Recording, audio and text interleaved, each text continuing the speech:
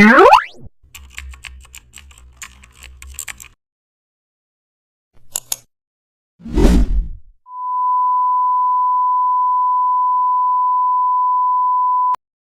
back to the channel.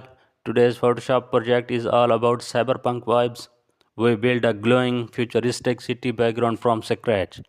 If you have love, neon lights, rain reflections and futuristic energy, this is your style.